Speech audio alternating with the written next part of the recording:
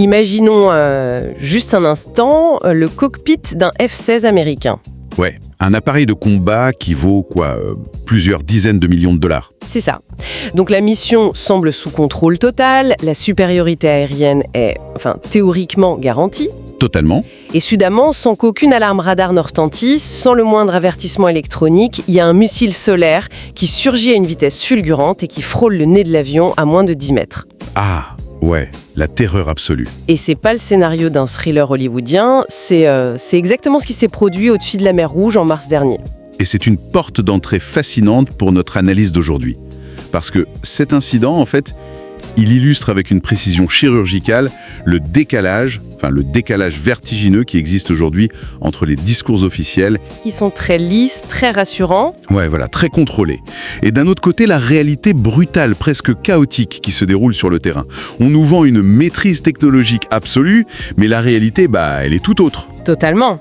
Aujourd'hui, notre mission dans cette exploration en profondeur, c'est de plonger au cœur d'une énorme pile de documents bruts pour comprendre les rouages complexes d'une escalade militaire majeure au Moyen-Orient.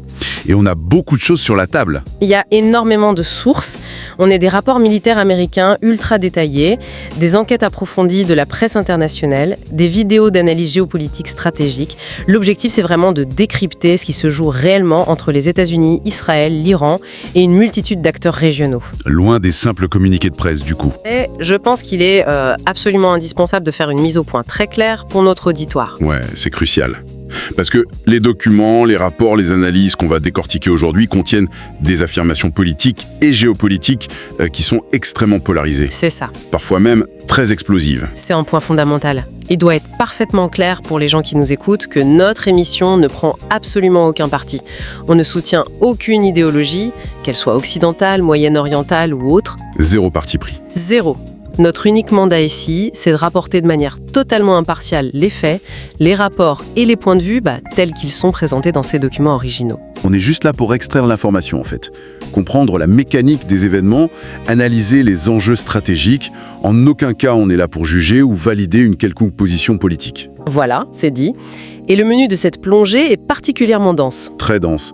On va d'abord analyser les surprises tactiques sur le champ de bataille et cette fameuse redéfinition de la supériorité technologique dont on parlait. Ouais. Ensuite, on va voir comment des alliances de défense dans le Golfe, qui étaient autrefois gardées un peu dans l'ombre, ont été carrément forcées de se révéler au grand jour. Ça, c'est fascinant. Et on examinera aussi les ondes de choc politiques et les luttes d'influence qui paralysent littéralement Washington en ce moment. Pour finir, sur l'économie. Exactement. On analysera l'impact le plus concret de ce conflit, c'est-à-dire l'étranglement économique mondial, orchestré non pas par des armées, mais par la finance. Bon, décortiquons un peu tout ça. Reprenons cet incident terrifiant au-dessus du Yémen. Le fameux F-16. Oui. Le décalage entre le discours politique qui parle de frappe de précision sans risque et la réalité militaire est tout simplement frappant. Nos sources mentionnent un article extrêmement détaillé qui a été publié par le magazine militaire américain Air and Space Forces. Un magazine très sérieux, ouais. Très sérieux. Et on y relate une mission spécifique qui date du 27 mars 2025. On a 2 pilotes de F-16, William Skeet Sparks et Michael Danger Pelia. Avec les indicatifs de vol, c'est très Top Gun, quoi. Totalement. Et donc, ils étaient chargés d'escorter des bombardiers furtifs B-2 Spirit. La première phase de la mission se déroule parfaitement bien. Les B-2 larguent leurs munitions sur des installations souterraines outils. Et l'escadron prend tranquillement le chemin du retour vers la mer Rouge. Et c'est là que ça bascule. C'est à ce moment précis que le piège se referme.